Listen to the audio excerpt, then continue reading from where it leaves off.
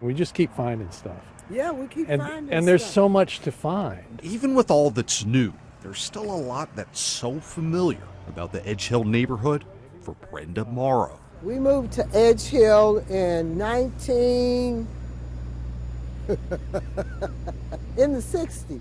Now, this house on D. Ford Bailey Avenue is one of those sites that's so familiar. A friend of mine lived in this house. Wow. Historian and documentary filmmaker Mark Schlicker told Brenda a history about this place reaching back 100 years. In 1925, the parent company that started WSM Radio built studios downtown, but they needed a transmitter site off the edge of town, so they found a spot in Edge Hill. And very shortly after that was the birth of what we now know as the Grand Ole Opry. It actually beamed out over the airwaves from this little cottage, the transmitter site in Edge Hill.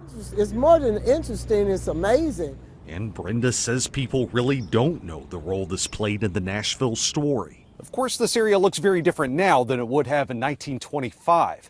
Mark tells us that of the 2 transmitter towers that would have been on the property, one of them would have been right behind me where the street is now. This transmitter was the primary transmitter site for WSM until 1933, when they got a large power upgrade and they built the tower that many people already know of. It's iconic and historic down in the Brentwood area. This site continued as the backup transmitter site until the 1950s. And Mark says now's the time to get the story out because the site is up for sale. This is one of the oldest standing buildings in Edge Hill. Today, the house is rented out as a duplex. Mark says the owner did not know the story of the house. I'm hoping we can save this. What I hope doesn't happen is more gentrification, more luxury, tall and skinnies going up. Trying to preserve the history of this community, and it's so rich.